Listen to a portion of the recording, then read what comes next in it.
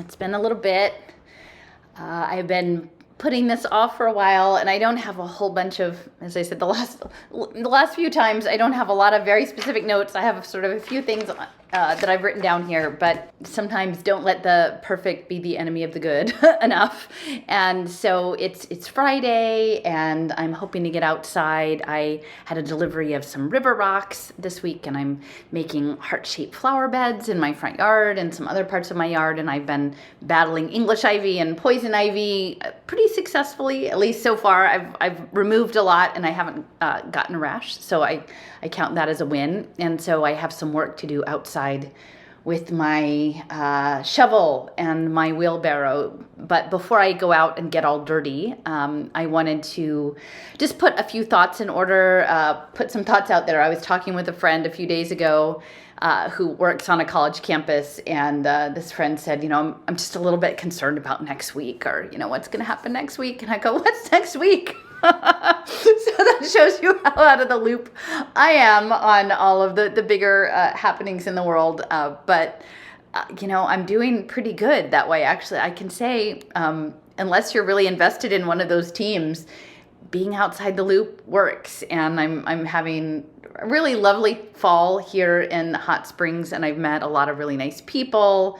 A lot of them sort of older than me, but actually very vital and interesting and thoughtful people who have been very warm and inclusive. So I'm feeling really good about where I am. And thank you to people who have sent care packages and seeds and honey and things along to me. So I'm getting things all prepped for my garden for next spring, and I have a whole big bunch of seeds in the cabinet behind me that I'm waiting. I have 3 kinds of okra. I talked with someone who's a native Arkansan, and he said, if you're growing okra, you'll fit right in here in Arkansas. And I do love okra.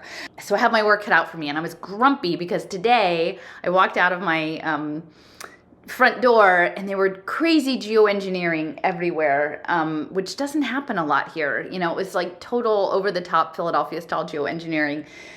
So that was a bit of a bummer. And so now everything is sort of grayed out. It's so frustrating, the whole environmental climate change end of the world conversations, that we can't even talk about what they're doing up in the skies. But anyway, there's still some sun out there to be had, so I'm going to go out shortly. But I wanted to throw out a couple of things. Initially, I want to talk a little bit about Robert Anton Wilson, the science fiction writer who was highly influential in the extropian movement, sort of the libertarian Silicon Valley cryogenic preservation folks. And then I want to talk a little bit more about this online archetypal card-playing game promoted by Earthwise. It's called Elowyn. 5 different unique decks. And that means that some of the decks that you make, they have strategy, for example, that are based on regeneration and healing. Other ones are more on reversal of time. Other ones are on token rewards. So you have different kind of card decks with different gameplay experiences. And you have spell cards. So a minion, this is what you see here. So the minion cards, as soon as you play it, the effect will happen in the next turn. A spell card, the change is happening as soon as you play it. Or he has not been able to earn the EVA. Had he now won the match, he would have earned some EVA there. And that EVA is now on testnet, but then it will be on the mainnet, which means it will become a real token in your account as soon as the token has been launched. And essentially it's some sort of quest-based game to train benevolent AI that is connected to Singularity Net. Hello, I'm Dr. David Hanson, and I'm pleased to talk with you today about how important the Elowyn game is. I've been researching artificial intelligence for 30 years and have been seeking to achieve a kind of wise machine that could be good for humanity. I think this is really important during this time. There's no project in the world that is more well aligned to solve these problems and to enable people to solve these problems through gamification than the Elowyn game. So I highly endorse this game. I'm happy to be part of this, developing AI and also serving as an advisor on the project. If we do this project, then it's not just a few of us. It engages the world to solve the world's hard problems. This is an incredibly compelling prospect for a business as well as for a social movement. AI needs this. And Ben Goertzel. And this is something, I believe maybe it was Sean that brought it to my attention. I can't remember. It was either Stephers or Sean. I'm thinking maybe it was Sean. Then later, Joseph Gonzalez, bantamjoe.com, he had written some about it. But then in a strange turn of events, it turns out that somebody I used to organize with is closely connected with an advisor to that project.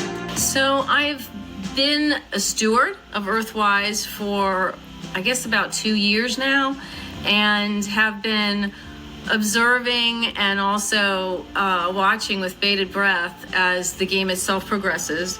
I'm very familiar with the fact that the backing from Singularity Net and Dr. Ben Goertzel it has been instrumental in elevating the profile of the game. I also know the game is based on the future archetypes and this notion that humanity is moving into this fifth epoch, and that this will be an era of partnership and peace.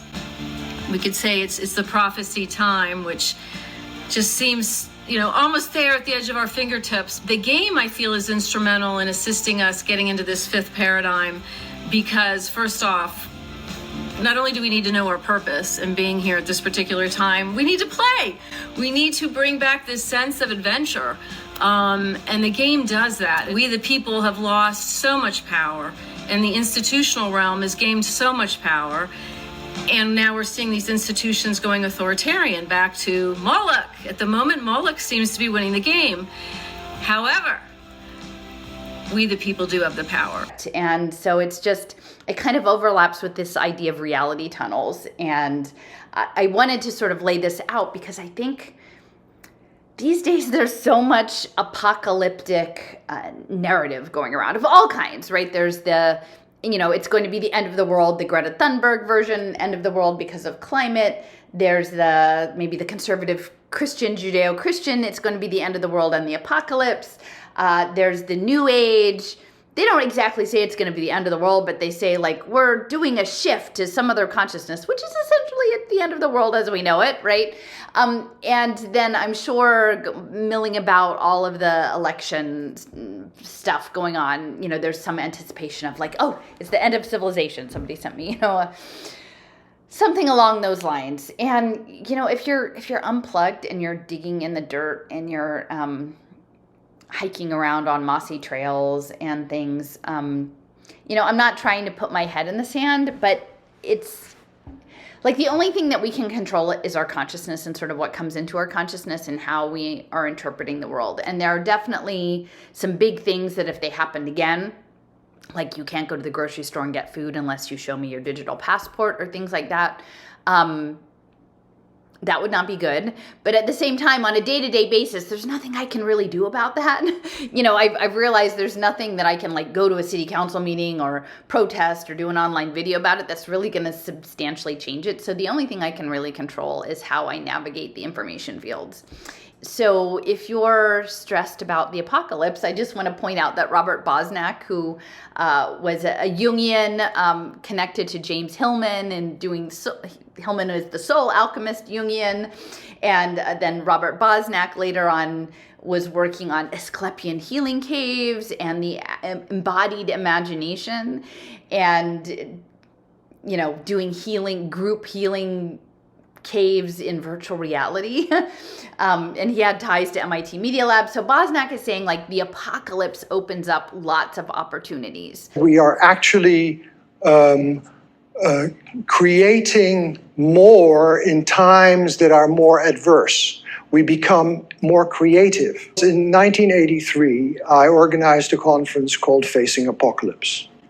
Facing Apocalypse was my first foray into organizing a conference about imagination and technology. when we did the conference in 1983, and it was well attended, and James Hillman talked in it, and we were talking about how every generation wants to believe that they live at the end of times because that makes them really important. It was attended very well by people like Claiborne Pell at the time, who was the chair of the Foreign Relations Committee of the Senate, and he said, why don't we do this in Moscow? And I immediately said, yeah, let's do it in Moscow. So, and he could make all the connections, and it ended up in Moscow about 9 years later, but it ended up there. And so I went to the microphone and I said, in 1986, we're going to do a conference about facing apocalypse and about the nuclear technology and the nuclear issue in Moscow. And people ran up to me afterwards and said, in 1986, we're going to be in nuclear winter. There's not going to be a world anymore. And so that very powerful notion of apocalypse, which apocalypse has these two things in it, right? It is both the notion of the end of the world, and it is the notion of revelation. So we get this revelation of the end of the world, and it's very convincing. The more people were talking about the year 2000, the more we felt that the apocalyptic fumes were rising. That is the way apocalypticism works. At the time, everybody believed it. Everybody believed that we were going to run out of food and that this was going to be the ultimate disaster. These kind of notions make people sit like, I can't do it. So we have to realize that there is an imagination always underlying technology, and an important imagination is the apocalyptic imagination. For the imagination, the active imagination. And so I would just lay out there that there are certain interests in the world for whom an apocalyptic narrative is, you can get people to do things if it's that they wouldn't normally do if they believe it's the end of the world, whether they believe it's an ascension end of the world or a fire and brimstone end of the world or rising oceans and, melting glaciers end of the world. Like all of these end of the world things are interesting opportunities for people who would like to capture your attention and direct you in a certain way. So just be mindful of that. Be mindful of the apocalypse because it's a tool. It's a tool to steer group and individual consciousnesses. So I want to mention this guy, Robert Anton Wilson. And I'm reading a fictional book by Neil Stephenson, but it involves cryogenics. And I was like, oh yeah, that Robert Anton Wilson guy, because he was a science fiction writer, among other things. And I kind of put off, like he collaborated with Timothy Leary. And, Timothy Leary, besides the LSD, he was interested in a lot of other altered states of consciousness that had to do with meditative practice and his Castalia Foundation. And so I kind of put it off, because the extropians are sort of libertarian and it just wasn't appealing to me. And I thought, oh, is this going to be some kind of Ayn Rand? He had a book published in 1983 called Prometheus Rising. And I thought, oh, is this going to be like an Ayn Rand kind of knockoff thing? It wasn't that appealing to me, but because I was reading this book that mentioned, they called it the Utropians, but it was clearly a reference to extropians. I thought, let me check this out. And I thought Prometheus Rising was a fiction book, but it's not. It's a nonfiction book. It was from 1983.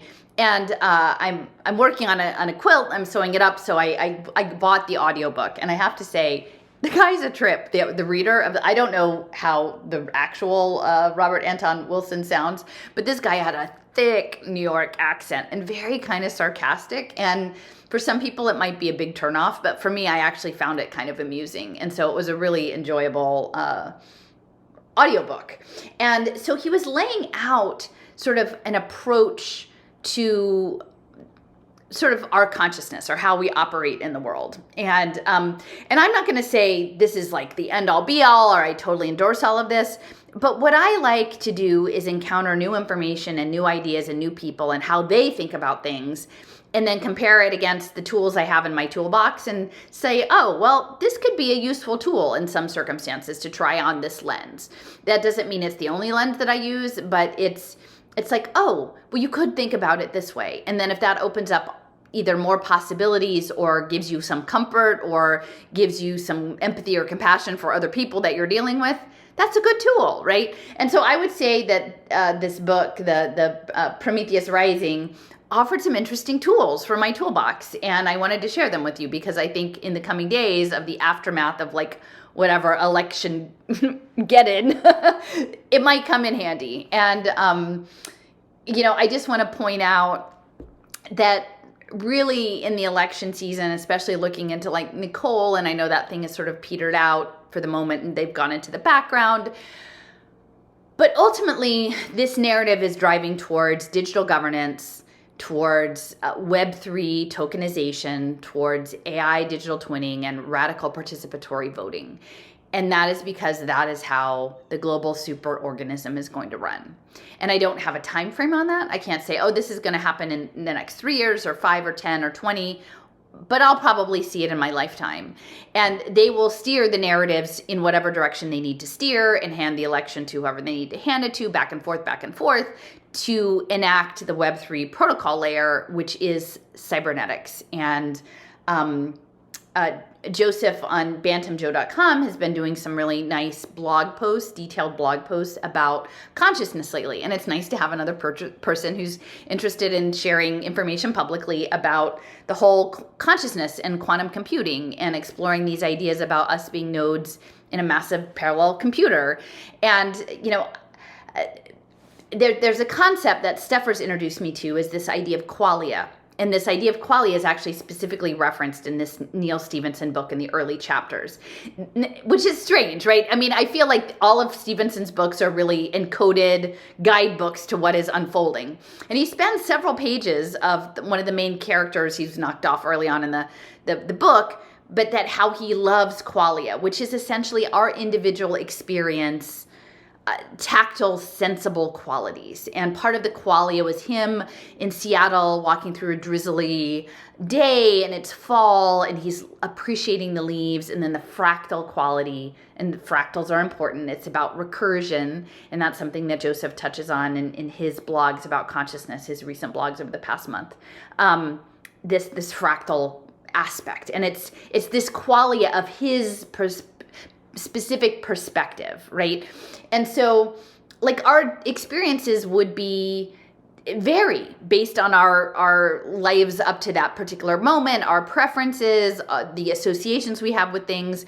Some people may have, like a cat rub up against their legs and they miss their cat that they've had for forever, and the qualia of that experience of petting the cat that's rubbing against the legs would be wonderful, like a very affirmative thing. And then some people may be allergic to cats. They may have been like scratched by a cat and got a cat scratch fever or something. They might have so like a cat rubbing against the legs or whatever and tripping them up might be a really bad experience. And so it's the same kind of interaction, but the qualia could be very different depending on who you are. And so this speaks to an idea that Robert Anton Wilson talks about in his book, The Reality Tunnel. So, but before that, I do want to just touch on, so the core of this book, in the audiobook that I listened to, it's multiple chapters and they go over these 8 stages of development, which again, I'm not saying this is the thing, but it's interesting to think about because it sort of combines sort of the chakra stuff also with like developmental psychology and your Maslow's hierarchy needs or things. So it's kind of overlapping a lot of these, but it's not exactly any one of them. And so it's 8, and the 4 lower areas are having to do with being more the material and the grounded, and then the upper 4 are more etheric and spiritual, and so they balance each other out. And I would say most people, because you start out at the bottom in the grounding, like you may gradually make your way up, but very few people get all the way to the top, which is like quantum co-creation. And what I would say is I think that this quantum co-creation is going to be embedded in the ascension narratives that are going to be baked into sort of interfaith ecumenicalism across all of the world religions. And then it'll be woven into game mechanics and token engineering and the digital voting, which is why I'm kind of laying this out in the context against the backdrop of the, days leading up to the election, the presidential election, that they're moving us into a digital governance, but the tokens, the votes, the money, the chits, it's a signal. And this is a signal that is coordinating this noetic organism, this Gaia, superorganism. And a lot of people get caught up in the Gaia and the New Age stuff in terms of esoteric or anti-Christian or those sorts of things. And that I'm not so much interested in that. I'm not advocating that. I don't really want to be incorporated into part of a superorganism. And they're certainly not talking about it openly, but that seems to be the case. And what I'm realizing is that this conscious evolution that Barbara Marx Hubbard, and she's connected into this, conscious evolution, conscious capitalism with a token economy is a coordinating signal that's going to relate to the second half of what I talk about, this Elowyn game. And I do believe that if you try on the lens, and again, I'm not saying it's definitely correct, but if you try on the hypothesis that by us being nodes in a massive parallel processing computer, and us each offering our qualia, our distinct experience, our view of the elephant, touching around on the elephant from where we're standing into a token consensus along the lines of like bacterial biofilm quorum sensing, to use these tokens to manifest certain aspects of reality. And through, again, our embodied distributed intelligence connected in with a protocol layer, and that at scale, at a global scale. And I feel like that's what's going on. And so the quorum sensing aspect is an economic reckoning. It is a signal process. And it's sort of meeting a certain threshold of manifestation. So it is, like I keep saying, that I feel like this is a language of manifestation, and it is, but writ large, and the conscious evolution connects to second order cybernetics, which is the cybernetics of cybernetics. So you run a process and then you get the result and then you feed that back in, and so that you further refine it. And so when you think about these terms of regenerative finance, regenerative agriculture, or even lifelong learning, I feel like that these are actually references to a second order cybernetic program, a system of systems, a fractal, a recursion, which is something, again, that Joseph goes into in his blog posts. And so just keep that in mind, that this conscious evolution does link into libertarianism, but it also links into this idea of a moral economy and spirituality, because I think this idea of a noosphere processor, quantum information processor or organizer, only works if our hearts are in it, and our heart is a 4D information processing system, the torus field. It's operating across time. And so in order for it to work, we need to be engaged in the system in a way that feels as if our participation was just, was good, was important, was helping others, was helping the environment, was saving the world. And all of the narratives, depending on which reality tunnel you're in, and we're going to talk about the reality tunnels, that being a good person, you would embody the archetype of being the good person depending on what your position was around the elephant or in which reality tunnel.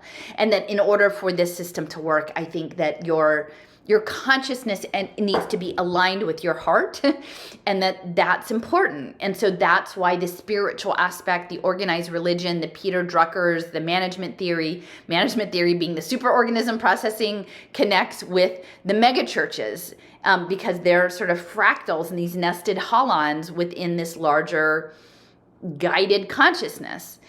And what I would say is, and what I keep repeating, is that I'm not comfortable moving forward on this concept, because I think most people have no idea of any of these ideas that are in play. They don't know the history, they don't know the origins, they can't project forward the implications, whether they be possible opportunities or possible really bad things that could come out of it. And in order for this to happen, it's an entire world. And it's not just the humans, it's all the other beings that we share the world with, the nature, and it's the unborn that are coming after us, because once we template the world for the protocol layer with the nanotech and the frequencies and all of these things, the people who show up next are going to be living in this thing that we built, and we're not prepared to talk about it. And so, it may be, like, I still believe that there is a benevolent God that is guiding the process. But I also believe that there's something in us that we have to be responsible participants. We can't just sit back and say, oh, God's got it. I'm just going to like sit here and eat my popcorn until it's over. Like, we're supposed to be engaged, and it's very difficult because it's a super duper complicated process, and I don't know how to do it properly. And, I'm sitting here in an area that's very much sort of ascension leaning, right? It's both the Baptist side, and then there's the New Age side. And I'm not in any of those tunnels per se. I'm sort of dipping in and out and trying to piece together a bigger picture. And, I've said before, a story that most people are not interested in joining in on. Okay, so Robert Anton Wilson, these 8 levels. So the first one is biosurvival state. So you're a baby. It's the mother, the breast, the food, the basic resources you need to stay alive for another day. And that's the first, most basic one. And then the second is territorial and social, which is you have the wherewithal now to perambulate and to move your body, to get around, to pull up on the couch and take us, walk down the couch and to the chair and around the living room and start to get a survey of the domain, the environment that you're in. And so it's territory, and it's where you're navigating space, and then what's in that space. Is it dominating you, or can you dominate it? And it's sort of a back and forth. And so that's a more maybe patriarchal aspect to that, the territorial and social. And then next is number 3 is the intellect. And so engaging your thought process and your consciousness with the world that you're in, and anticipation and thinking. The next is the sexual aspect, reproduction, family, that aspect. The 5 is the pleasure of the senses, just for pleasure's sake, sort of hedonism. 6 is multidimensional consciousness and spirituality, including out of body. So now we're moving up and out into the etheric sort of realms, is away from the material physicality of the basic needs and into a more spiritual space. 7 is a more mystical access to the intelligence of the universe, God, source, how you understand that is being open and available and in conversation with intelligences that are beyond the material that is seen, in terms of like mystic access. And then the top one, 8, is that you become a co-creator with this quantum field. And I believe that this conscious evolution is somehow using this protocol layer and game mechanics and behavioral psychology and interface spirituality to put some sort of training wheels on us to get us to be quantum co-creators, but on behalf of maybe a system that we don't understand, like an intelligence that we can't comprehend at this point. I don't think the role of the conscious evolution movement is that we all independently get to create for ourselves, that it's for a larger information processing manifestation program that we don't know that much about. So I feel like that's where things are headed. And so what Robert Anton Wilson said, and it actually connects with this guy, Robert Rosen, that I just encountered, who is a systems biologist and sort of biophysics and math. And it seems like he was also doing early work. He was, I've lost the guy's name. He was his mentor at University of Chicago. Like they were dealing with some of the morphic field stuff that Levin was doing, but this would have been like in the 50s and 60s. and this idea of like the butterfly and the quantum biology, and that different generations of the butterfly know how to get back from Canada, even though their descendants departed from the ones that left Mexico, and that there's this information field, and that almost that we are tapping into information and drawing it to us. It's more of a vitalist approach. And so it works with that, and the Carl Friston, the free energy principle, which is, again, the body needs to regulate itself thermodynamically. And even though we might imagine that we sense things and then our brain puzzles over them and then we react to this like immediate sensory information, it seems that science has laid out that realistically we have a preconceived model of the world, and that when surprising information that is inconsistent with the model, novel information comes in, at that point we attend to it, and then we either adjust our model of the world to fit this new information, or we make a different sample and we go over there and we sample information that reaffirms the model that we already have. And that's necessary, because if we were constantly creating a brand new model all the time, like, we'd blow out our brain energy. And so most of the time we're on autopilot, and then we're only paying attention to certain things. But for me, this relates to this idea of the reality tunnel that Wilson offers, which is kind of along the lines of the same thing. I guess he was saying this in the early 80s, that reality is our perception. Like, we create our reality based on this model, right? That Friston later, described in the free energy principle.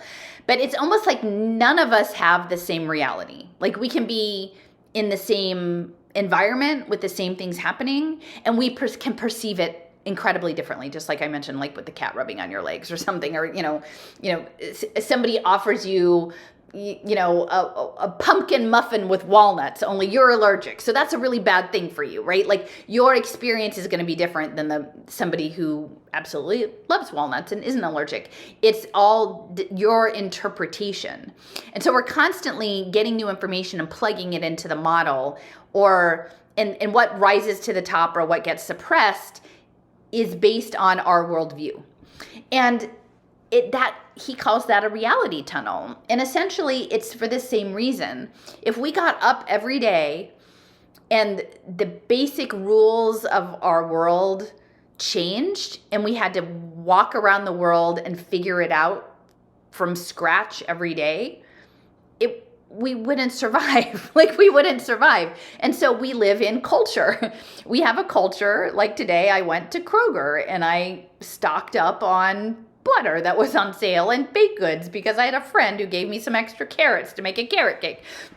And so I knew where to go to get my groceries. I didn't wake up and have to figure out, oh, I need something. Where do I go get it? I know where to go get it. I go to get it at the grocery store, or on Saturday I go to the farmer's market and I get fresh produce. And so we have rules of how things work, and that's culture. And I'm a cultural landscape person, and I love history and art and the humanities. I like culture, and I don't actually want there to be a one world culture. So we need a reality tunnel.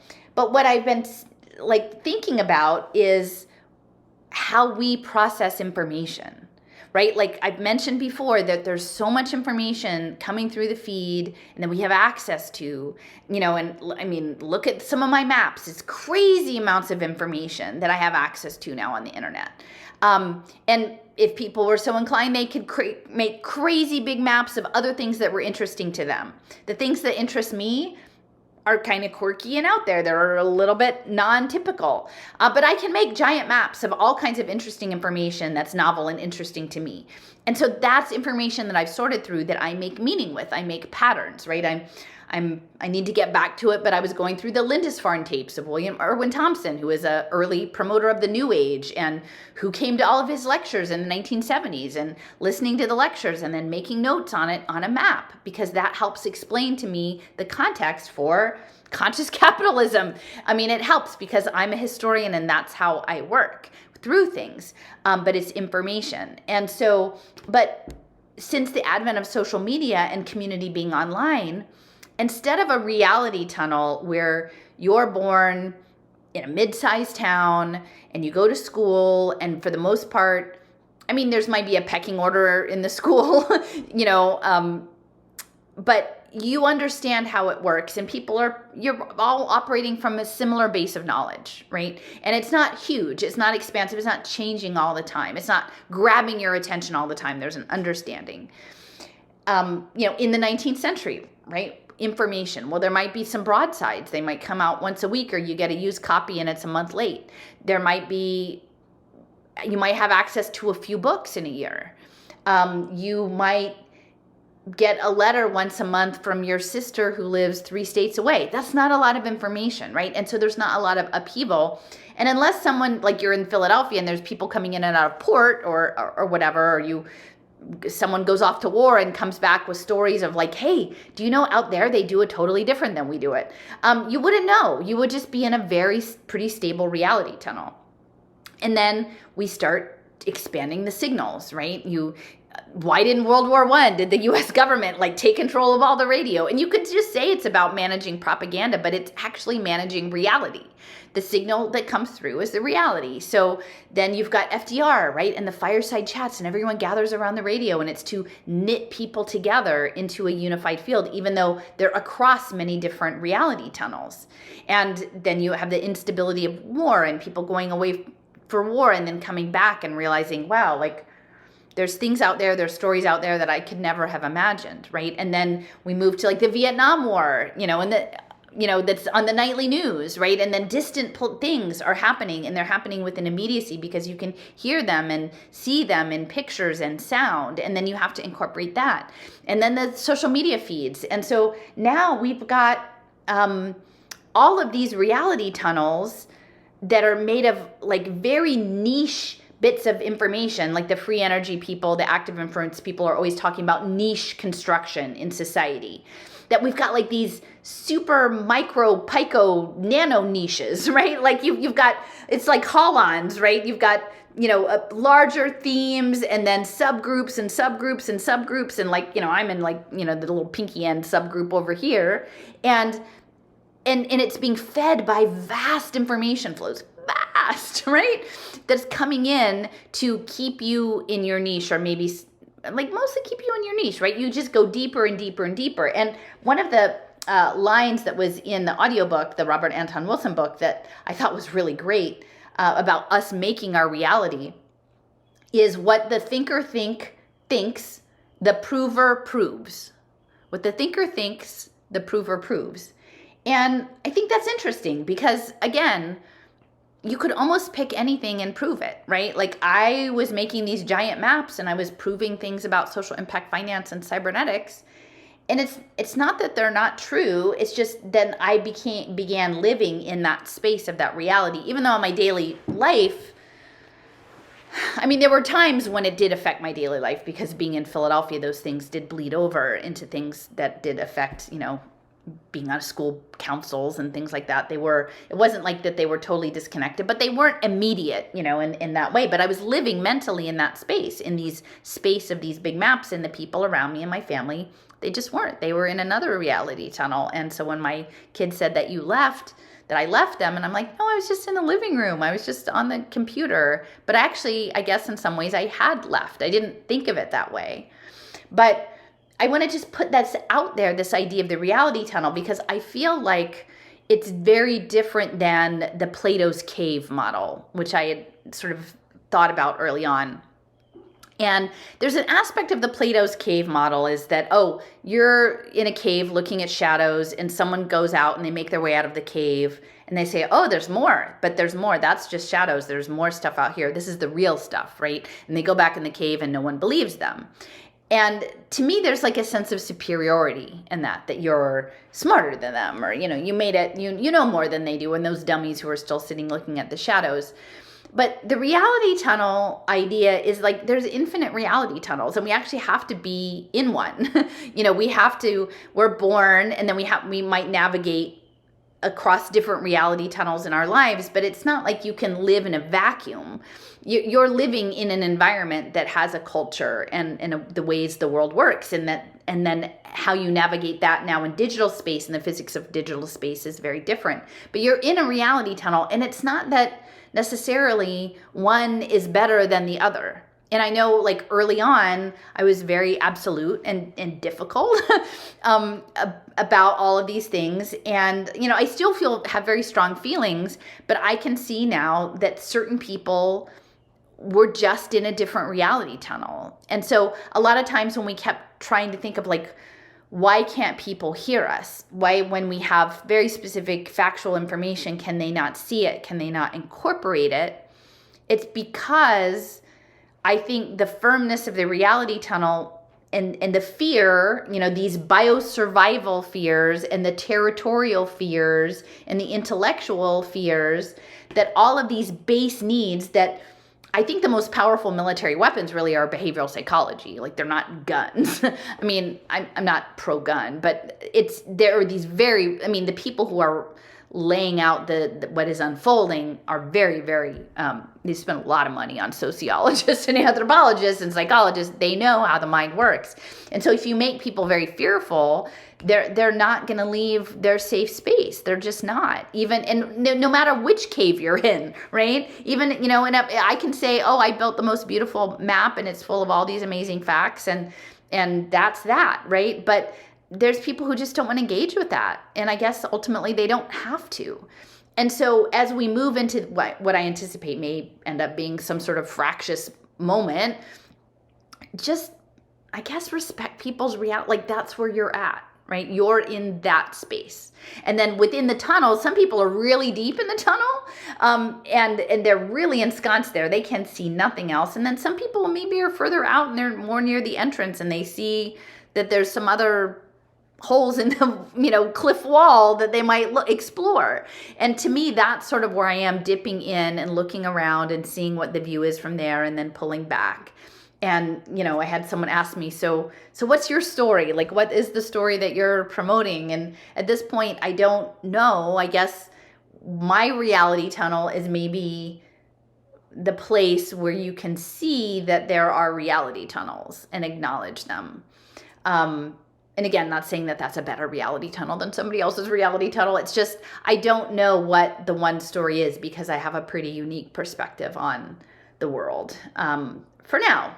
So anyway, I offered that to you because I found it helpful, this idea of the reality tunnels that we inhabit and that we make our reality, and what the thinker thinks, the prover proves. So when someone is speaking to you from their place, it's their experience, and as they speak and act in the world, they're building their world and rebuilding it and strengthening it and buttressing it. And so just maybe at a meta level, keep that in mind, right? And we don't all have to be the same. And that's a lesson that I think I've learned since the early part of the process, when I was really panicked and upset about impact finance and everything, that I wanted everyone to, not everyone, but I wanted people to take into account this story and factor that into their story. And it wasn't going to happen because it's really not part of anybody's reality tunnel. Which brings me to the second part of the conversation today. Again, I think maybe Sean brought it to my attention. It was Steffers, but I think it was Sean. And it was an organization called Earthwise.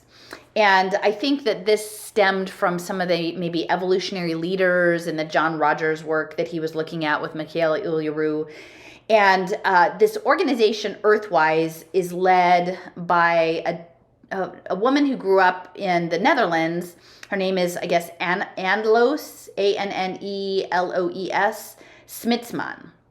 And Anneloes Smitsman set up Earthwise. She had spent a lot of time in her career working with sustainable development goals and sustainability, and was also interested in psychology and consciousness, and had done a lot of her own sort of inner work and sort of shamanic journeying and various things.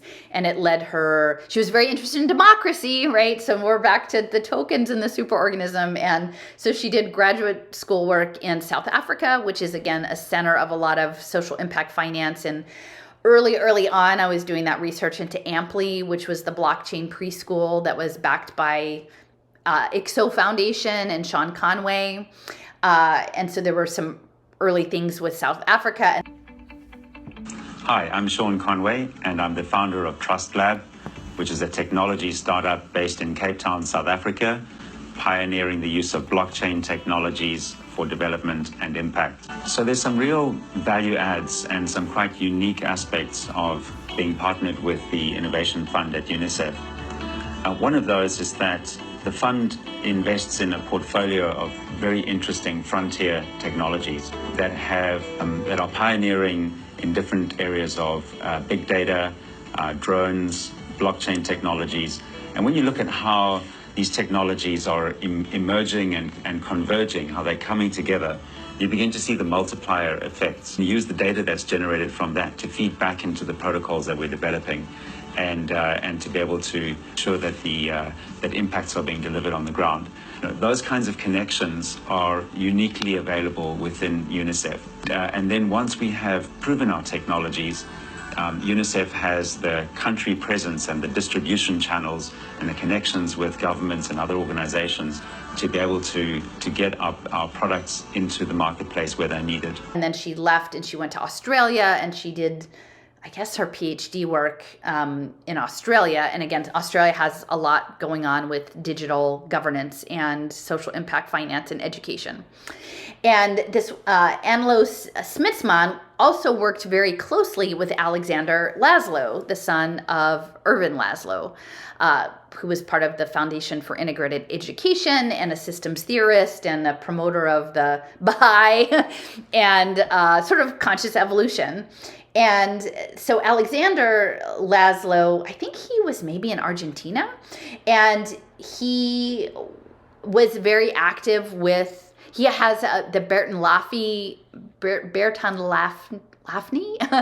systems, so theory of systems. Remember, I was talking about regenerative finance and second order cybernetic systems of systems.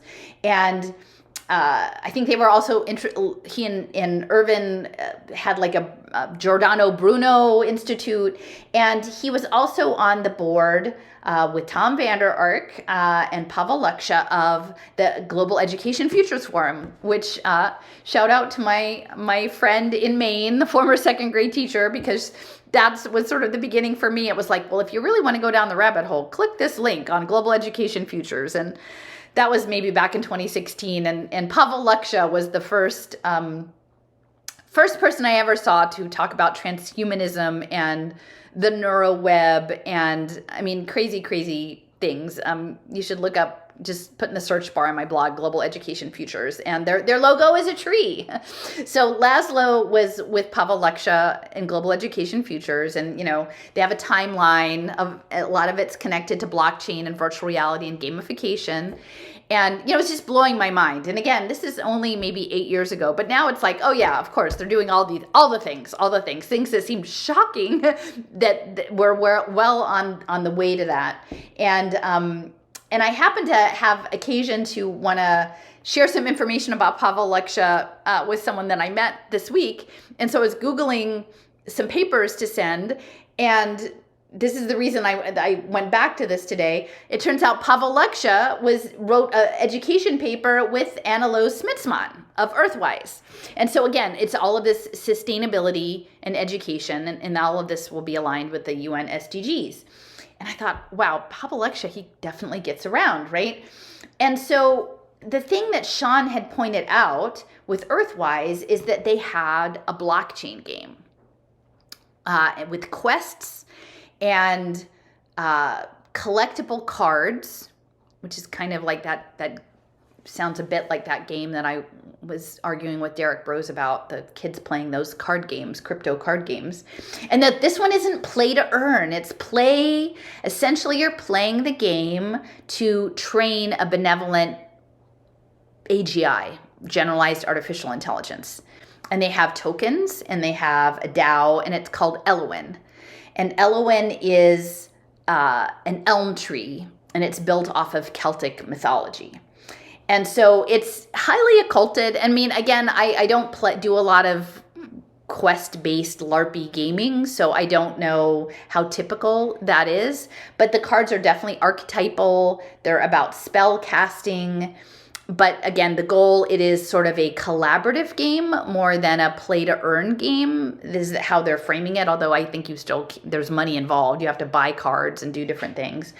And it's linked to sustainability and thriving. And that somehow by participating in these card playing quests, that there will be personalized support for your own personal development and consciousness development in this. And so the training the benevolent AI, now your opponent is Moloch. So Moloch is the antagonist in this, and using all sorts of behavioral psychology tricks. So it strikes me a little bit as along the lines of the poker as the psychology gaming.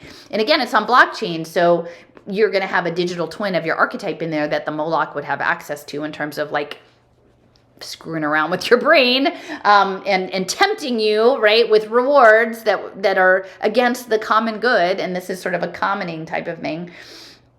And it's in affiliation with Singularity Net, which is Ben Goertzel and David Hanson and Sophia the robot. And a big aspect of this game is sort of time bending and countdown against clocks and bending time forward and bending it back and fighting over time. And, I just want to point out that Julia Mossbridge was involved with Ben Goertzel on this Loving AI project that also involved time bending, that had Sophia the robot doing guided meditations with people, which is all intertwined with all of this conscious evolution stuff. And again, I'm not personally against the meditation, but it's like, tell me more about what this is all about and why, because there's big pieces that are missing that are incongruent with the story that you're telling. And so going back to Pavel Luksha and Annelies Smitsman, and so now Annelies Smitsman, who set up the Earthwise game, and this is kind of an extension out of her PhD work in quantum consciousness and sustainability, she's based out of Mauritius, which is a tiny island in the middle of the Indian Ocean off the coast of Madagascar.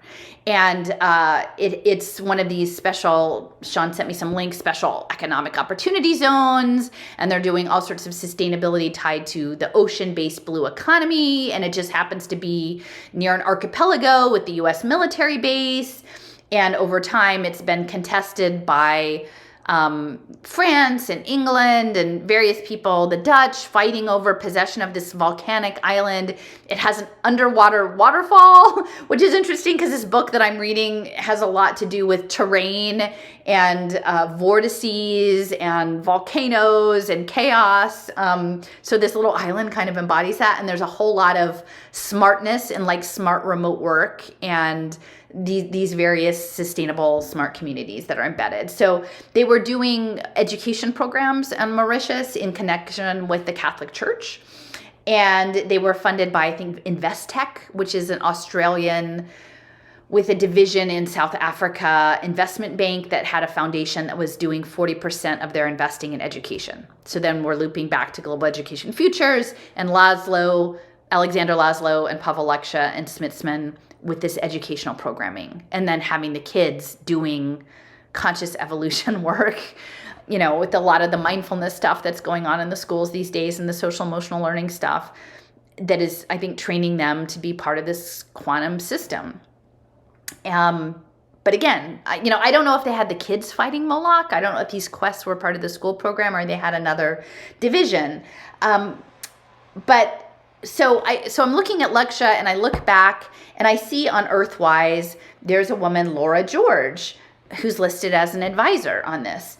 And it just struck me, she's with the Peace Pentagon. And I thought, that's interesting, the Peace Pentagon. Where do I know that from? And before the lockdowns, when I was doing active organizing with the Poor People's Economic Human Rights Campaign, and that was in Philadelphia. And the reason that I was doing that was that I tried to organize around the human capital finance with, you know what, I think I'm going to have to take a break because somebody's out there using either a power washer or I went and shut my front door. It's still warm enough that I can have the screen door open, which is super. But okay, so I'm looking at Laura George and the Peace Pentagon, and I'm like, I remember this. And when I was organizing with PPERC and Cheri Honkala around housing rates, because again, the teachers were overwhelmed, and they were in their reality tunnel. Their reality tunnel was the answer to our problems with education and technology is to take over our union for social justice. And so I couldn't get through to the teachers about that. So then I thought, well, this playbook for impact finance, which little did I know it was going to be running into quantum computing and subtle energy and token engineering, I moved over into the housing issues because I knew that the same playbook was being used in supportive housing, especially tied to the criminal justice division. And at that point, I didn't know about the outside-in robot. I didn't know about Gordon Pask. I didn't really understand about our interactions with the environment. But I did know, I might have seen about the casita, the smart like cargo container home, and I knew that that was going to be a problem. And I knew that they were going to be targeting people in addiction and people returning from prison in the housing. And so I organized, I joined with Cheri and I was serious. And this wasn't connected to Cheri, but there was another group that was organizing around the Housing Authority, which is very corrupt in Philadelphia. And like I even ended up getting arrested when one of the out of uniform housing officers was trying to chokehold a guy who had been protesting outside of the Housing Authority quarters. And so I did. I spent a night in jail in the Philadelphia Roundhouse, which is not great. And then ultimately it all worked out. And I got to write a great article about alternative diversion court systems and how that's going to tie into impact investing.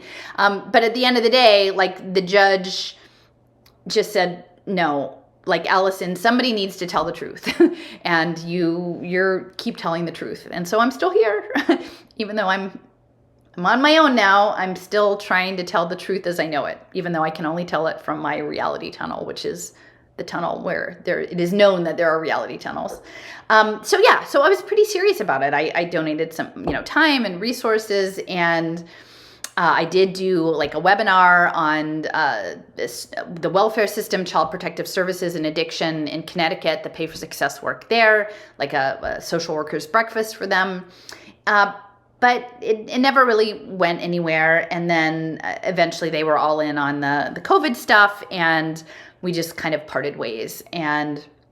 But even throughout that, Jason Bosch, he was more involved with Cheri and PPERC than I was, and he had helped with Cheri's campaign for sheriff and driven around on a lot of these larger events. And while we were doing all this work on impact finance and social token engineering, he kept trying to set something up with Cheri that we could talk about it as a video, and it was never going to happen. It was just never going to happen, and it was disappointing, and I didn't really understand.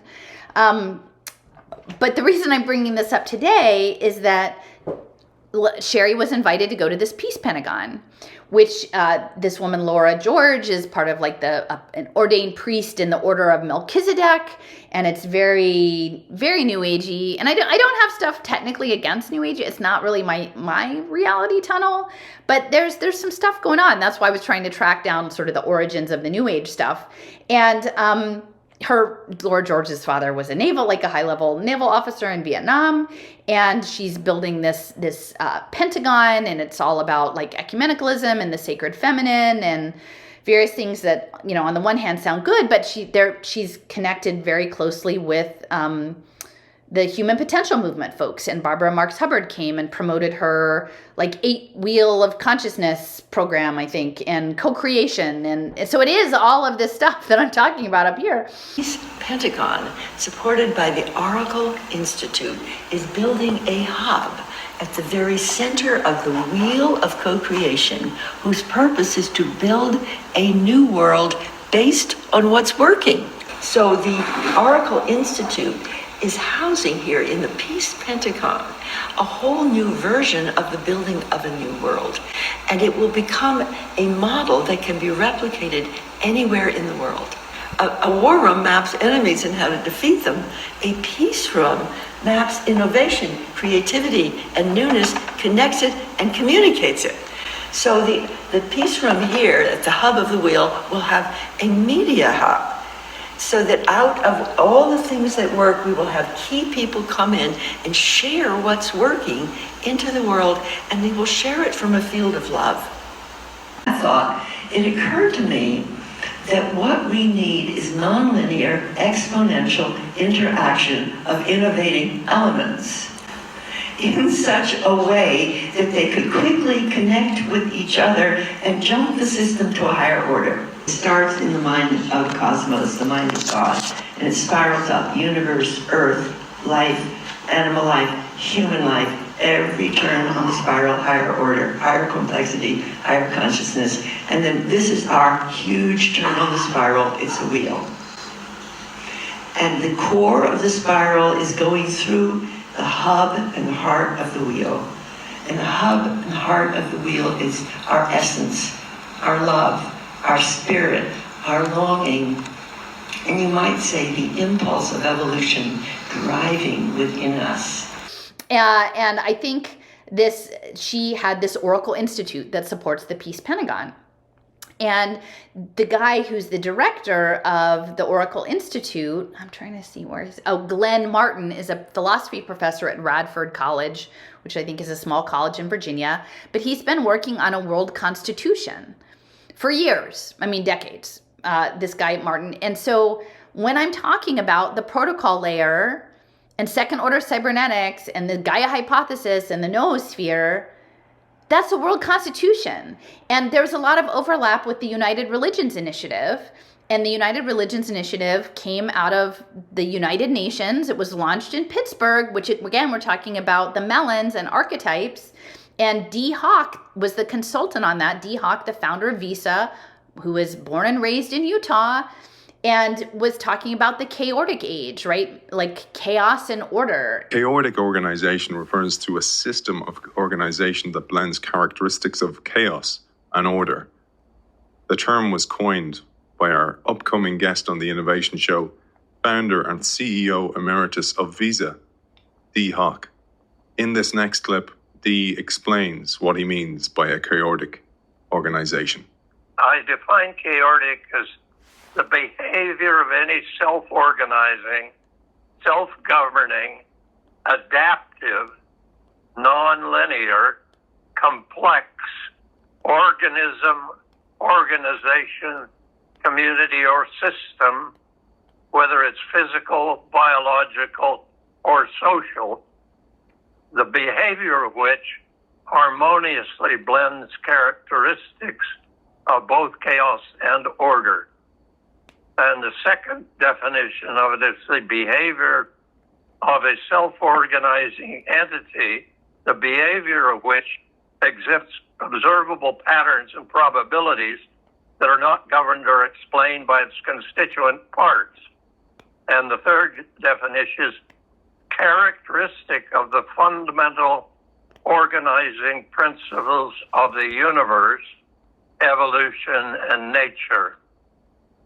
That's a little complex, but it is the diametrical opposite of the command and control and top-down organizations. And using digital signals, digital money for that. Now, your Visa card isn't blockchain yet, but this is all building up, right?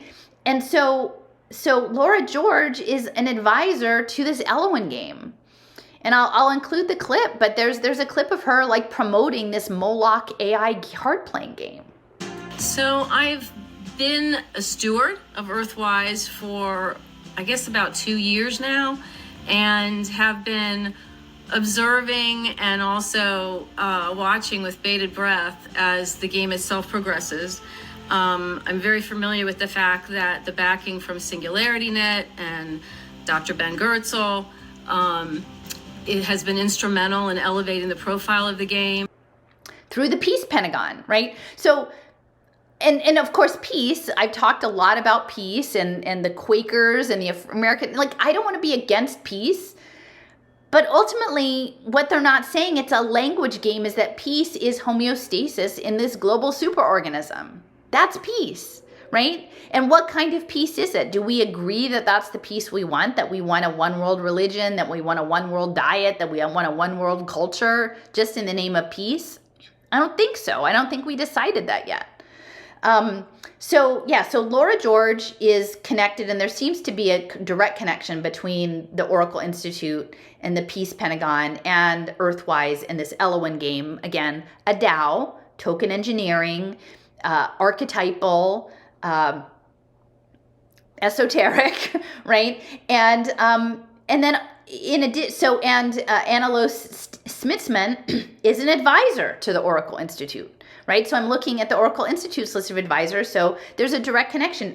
Annalos Smitsman is on the Oracle Institute's advisor, but also right next to that is Cheri Honkala of Poor People's Economic Human Rights Campaign, and I'm just floored because here this was someone who at the time, I'm assuming they still do, was talking about poor people's led, like the poor being the spokespeople against structural economic issues that keep people in poverty, including children, which is a huge issue in Philadelphia. Huge.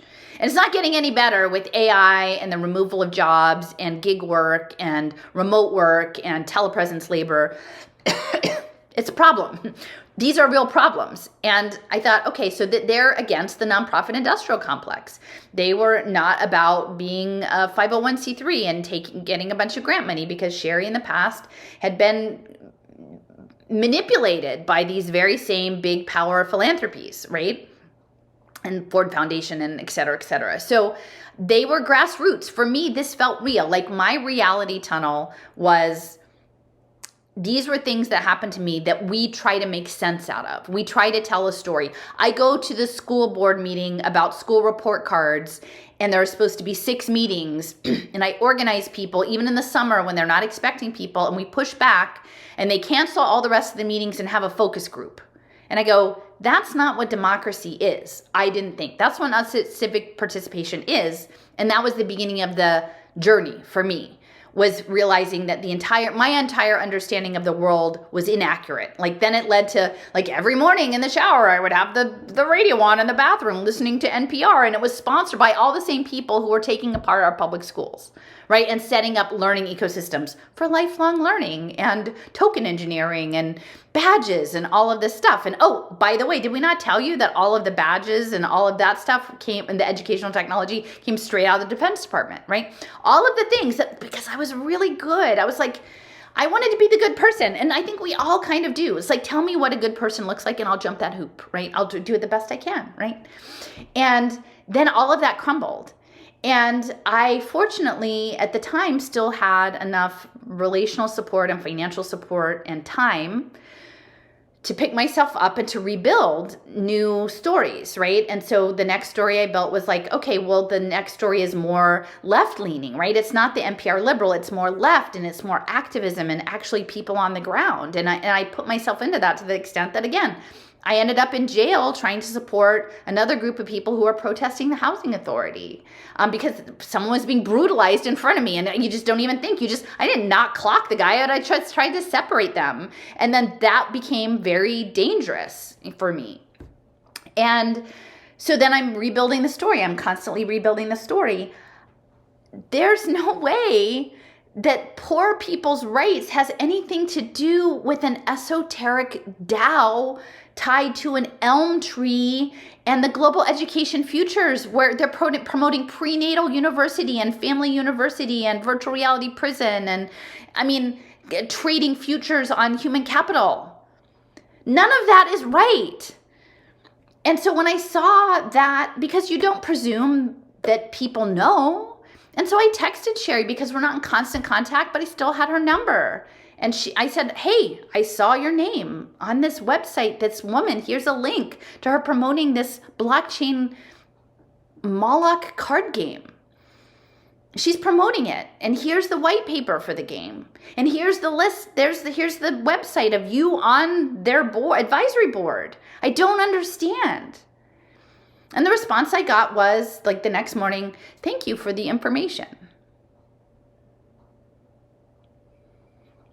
And so there's someone that works with her that I knew who, and he's on staff, and someone with a background in Utah who we had long conversations about the connections of the LDS Church and EdTech and Powder Mountain and the Utah industrial banking systems and the technology and Silicon Slopes and Bluffdale and community schools and all of the things, right? We had these conversations, but all I got was, I'll let Cheri know. I don't think she's on that anymore. And I said, well, she acknowledged the email. She acknowledged the text. She acknowledged the text. She didn't say she wasn't on it. And, I'm ultimately, I guess everyone's entitled to their reality tunnel. If their reality tunnel is that Cheri, Honkala, and the P-Perk folks think that I'm assuming, I guess the poor people are, I don't know, you have to buy these cards if they're going to set them up, if some philanthropist is going to set them up with some UBI so that they can play these card games to train a benevolent AI.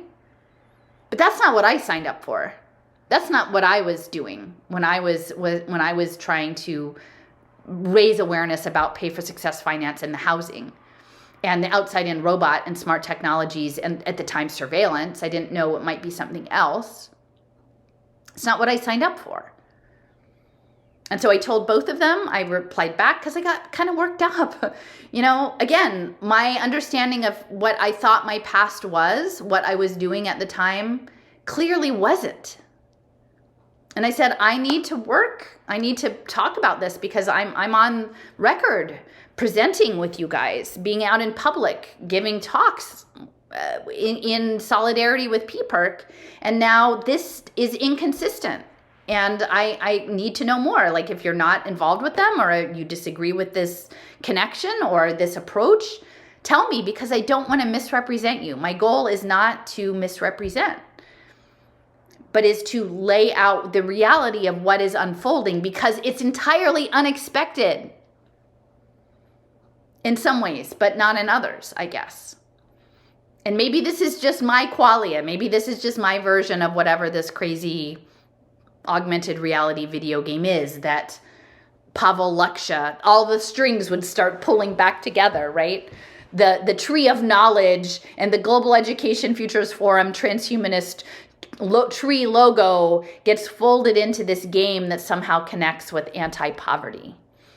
And it's the woman that is, in very difficult circumstances in Kensington is somehow situated right next to the woman who lives in this, exotic Mauritius island, smart community, whatever, like working on quantum consciousness and evolution. So I don't know what to say, folks. I don't know what, I don't know what to make of things anymore. And I guess everything is so ridiculous that even though I do get, I can't say that I can keep perfect calm about it all. I'm trying to operate from a meta level of at least being able to pause and step back and say, okay, this is what you see. Maybe this is not all there is. We have to see that there maybe is some purpose. Do your part, be responsible as best you understand what being a responsible person in this bizarro world is. And offer people some information. Yeah, so maybe Cheri and guy that works for her are in reality tunnels where their future is somehow linked to a world constitution that overlaps with a digital singularity game, and that they're very invested in that. And I guess we'll just see how that goes. But if you're aware of poverty issues and UBI and harmonization, because Joseph has a really good blog about coherence and decoherence and harmony. There is something, this harmony UBI, the harmony charter schools, the harmonization, the coherence of the quantum. They're after the subtle energy. It's coming through the alternative medicine stuff. It's coming through the alternative education stuff. It's coming through the libertarian stuff. It's coming through all the religion stuff, whether you're the New Age Ascension religion or Judeo-Christian religions or Eastern religions. It's all of the things. So I guess we shall just see what comes, where the bumps in the road are. I have a bunch of spring bulbs to plant, so I'm going to go dig up a little bit more of the lawn in my front yard. We finally got rain, which is great, although the geoengineering is not great. So I hope you all are well. I'm going to overlay a few images just to document this, because I just told Cheri, I said, I'm not trying to hang you out to dry, but I don't understand. I don't understand. And given my involvement, you would think somebody would just pick up the phone and say, I don't really know what you just sent me. Can you tell me more about this? This seems a little troubling, or I'll ask this woman about it or something. But it just makes me think that everything I knew and did in the past, there was another layer behind that made it more complicated.